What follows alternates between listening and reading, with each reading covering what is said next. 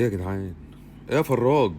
ايه يا فراج؟ مسلسل كتالوج ده فراج حرام عليك والله العظيم. المدام هنا وده كلام يا جماعه تعملوه فينا والله العظيم. والمدام هنا قعدت بقى بكره تعرفوا قيمتي.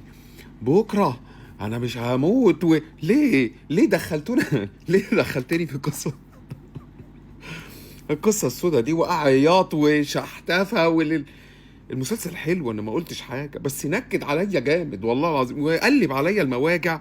وحصل لي حاجه زي التهديد كده بعيد عنك. اهي يا سيدي على الحال ده من امبارح تقول لك اصل كل اللي قالته قبل ما تموت انا بقول. ليه نعمل ليه ليه نعمل كده؟ بتحب شغلك اكتر حاجه. يا ستار يا بتحب رب. شغلك اكتر يا حاجه، ستار يا رب. اكتر من اي حد ومن اي حاجه. يا ستي ما عشان مش عشان ناكل على عيش. طول بكلمك مش بترد عليا عشان آه. تبقى قاعد باصص في تليفونك. ما هو ده هعمل ايه؟ شفت عاجبك كده البتاع ده؟ انا حرام عليكم. وانا اصلا طلباتي مش كتير برضه زي يا لهوي يا اما على اللي انا بيحصل. طالبه حد يسمعني. يا لهوي يا لهوي يستر يا رب. لا بس بجد المسلسل تحفه يعني بجد والله. امبارح يعني حطيني في حاله كده يعني خرجت منها، نسيت كل الهموم كل المآسي اللي بنشوفها الصبح. ويعني المسلسل حلو قوي. انا يعني مش عارف اقول مين ولا مين، كلهم شاطرين. فراج سماح انور يا جماعه الدور مرعب يعني والله العظيم مرعب.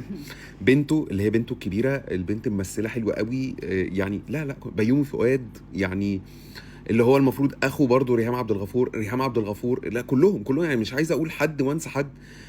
علي اللي هو الطفل الصغير ده خلاص ده شكله بقى تميمة الحظ، حطوه في المسلسل ده هينجح على طول.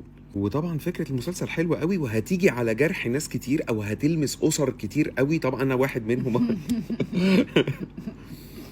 وطبعا احنا ما يعني لا في مشاعر كتير يعني انت وانت بتتفرج على المسلسل هتزعل وهتعيط وهتفرح وهتضحك وضميرك هيأنبك يعني كل حاجه. ايه ده في ايه؟